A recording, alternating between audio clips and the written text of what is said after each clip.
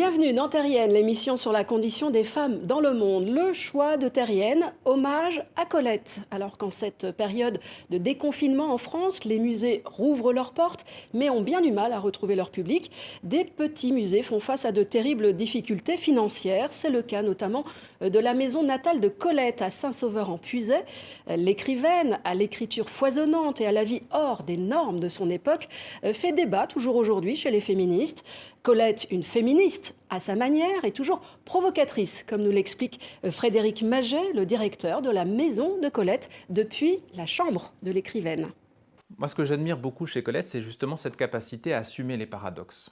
Et à assumer d'être à la fois, si on parle de la question du féminisme, une femme libre, une femme indépendante, une femme scandaleuse, une femme qui n'accepte pas les règles de la société, qui a décidé, qui l'a fait véritablement tout au long de sa vie, de faire ce qu'elle voulait. Rien n'a jamais arrêté Colette. Quel exemple elle offre aux femmes de son temps et aux générations à venir. Et en même temps, c'est une femme qui a dénoncé le mariage, mais qui s'est quand même mariée 3 fois, qui, quand on vient l'interroger, par exemple, sur la question des suffragettes, qui est capable de dire « je leur promets le fouet et le harem », par exemple, qui, lorsqu'on vient lui parler des femmes qui viennent assister au congrès, va dire hors de question, c'est un peu ridicule, toutes ces femmes empanachées qui vont là à l'Assemblée plutôt pour faire les belles que pour s'intéresser de politique et qui du coup se moquent de toute prétention politique des femmes.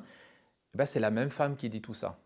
1910, c'est l'année même où elle publie La Vagabonde, c'est-à-dire la même année où elle va descendre en flammes l'institution du mariage, où elle va, dans La Vagabonde, livrer ce texte où on dit « mais cette femme est forte, elle est en acier ». Elle dit « non, elle n'est pas en acier, elle est en femme ». Et c'est bien plus solide.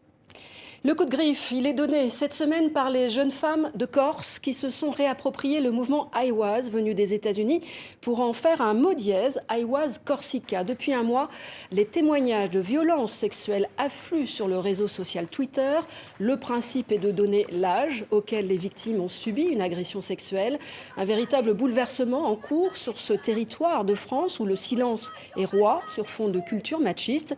2 manifestations ont déjà eu lieu et des plaintes sont désormais en cours de justice.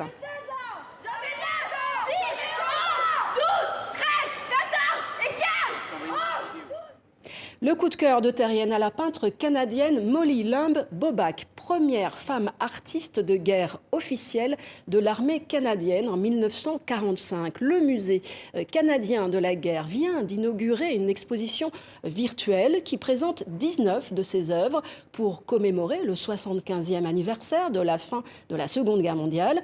Ces tableaux sont consacrés aux femmes qui étaient dans l'armée canadienne. Elles ont été près de 50 000 à participer à l'effort de guerre, des témoignages uniques et précieux sur une réalité plutôt méconnue. Des infos à retrouver bien sûr sur le site de Terrienne. Rendez-vous la semaine prochaine.